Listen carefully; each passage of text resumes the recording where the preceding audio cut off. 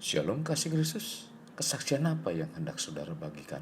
Kalaupun belum, tetaplah percaya bahwa Tuhan selalu bekerja atas persoalan yang kita hadapi. Bapak Ibu saudara sekalian, tetaplah mempercayai waktu Tuhan karena Tuhan pasti memberi yang terbaik bagi kita. Mari tetap melekat dalam Tuhan melalui renungan hari ini. Dan jangan biarkan iman kita goyah.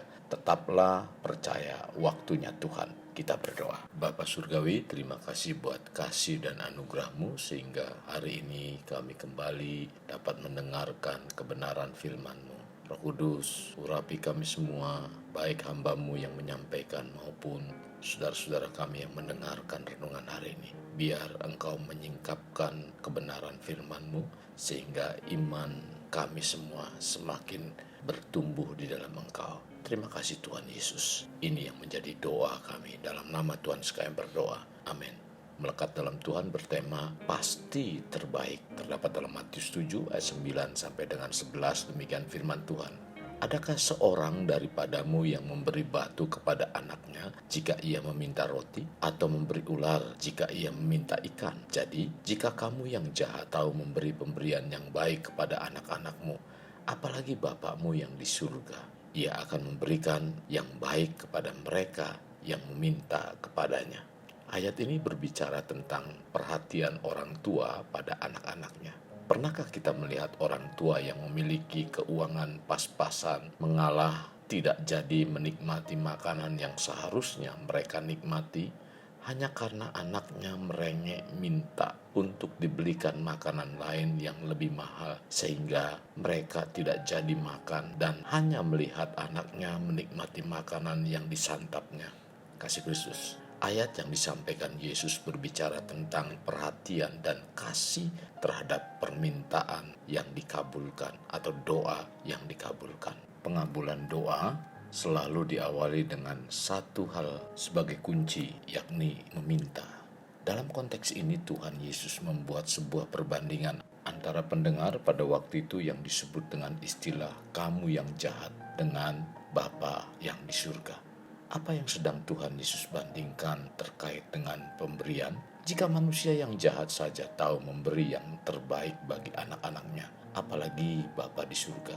Dari perkataan Tuhan Yesus ini, jika seorang anak meminta kepada Bapa di dunia ini dengan suatu keyakinan bahwa Bapaknya akan memberi, apalagi Bapa kita di surga, yang pasti lebih baik dari Bapa di dunia ini.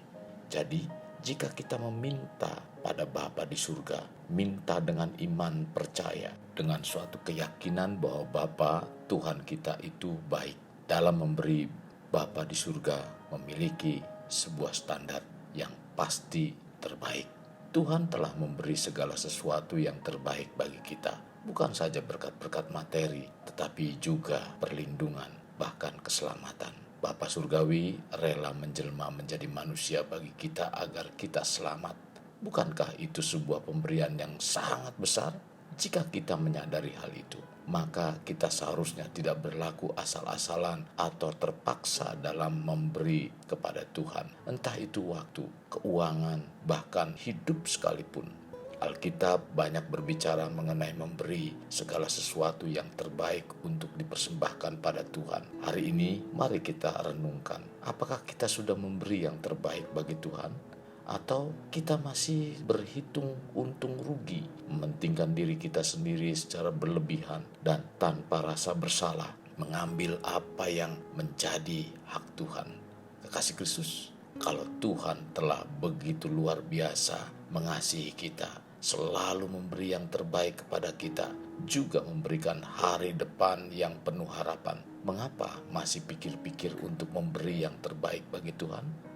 Tuhan sudah memberikan dirinya all out untuk kita. Bagaimana dengan diri kita? Janganlah cuman hanya waktu yang sedikit di gereja. Mungkin dengan melayani sebagai usher, sebagai pemusik, sebagai pelayan misi, sebagai penyumbang dana, pembangunan, atau diakonia, dan sebagainya. Sesungguhnya yang terpenting sebagai persembahan yang terbaik adalah diri kita.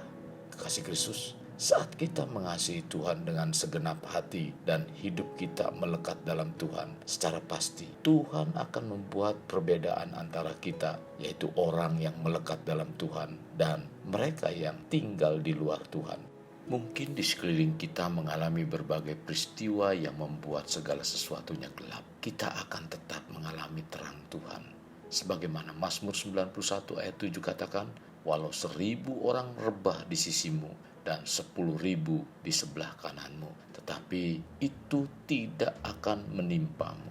Sekalipun di sekeliling kita pada mengalami kekhawatiran, ketakutan, kita tetap mengalami damai sejahtera dari Tuhan. Yeremia 31 ayat 14 mengatakan, aku akan memuaskan jiwa para imam dengan kelimpahan dan umatku akan menjadi kenyang dengan kebajikanku. Demikianlah firman Tuhan. Memang dalam kita mengiring Tuhan selalu diwarnai dengan berbagai macam peristiwa. Coba kita perhatikan dalam semua peristiwa yang kita alami, selalu ada pertolongan dan kebaikan Tuhan. Karena Tuhan yang kita sembah, Tuhan yang kita percayai selalu bekerja dalam segala perkara atas kehidupan kita untuk mendatangkan kebaikan bagi kita. Saya yakin kita semua pasti ingin yang terbaik. Maka dari itu berilah yang terbaik juga bagi Tuhan. Dan Tuhan pasti memberi yang terbaik. Kasih Kristus jadikan hidup kita untuk lebih bermakna. Membangun pribadi bermakna dimulai dari pribadi kita. Kita berdoa. Tuhan Yesus, kami berterima kasih kepadamu. Firman-Mu kembali mendewasakan iman percaya kami. Agar kami melihat bahwa yang Tuhan sediakan, yang Tuhan berikan kepada kami pasti yang terbaik. Tuhan, mungkin hari ini jawaban doa kami tertunda, tetapi kami percaya bahwa semua itu mendatangkan kebaikan bagi kami Tuhan. Tuhan, terima kasih. Firman-Mu menguatkan kami, Firman-Mu memberikan pemahaman yang baru dalam iman percaya kami. Tetap bahwa Tuhan adalah pasti memberi yang terbaik bagi kami. Ini doa kami dalam nama Tuhan Yesus. Amin. Kasih Kristus, mari kita mengakhiri dengan mengedahkan kedua tangan kita. Terimalah anugerah berkat dari Allah Bapa, kasih sayang daripada Yesus Kristus, dan persekutuan dengan Roh Kudus yang mencurahkan berkat secara rohani, berkat secara jasmani, dan berkat secara ekonomi. Di mana berkat Abraham, berkat Ishak, berkat Yakub dicurahkan dan dilimpahkan dari saat sekarang sampai Maranatha tiba dalam nama Tuhan Yesus. Amin. Sampai jumpa di renungan berikutnya. Tuhan Yesus memberkati. Jangan lupa like, share, dan subscribe.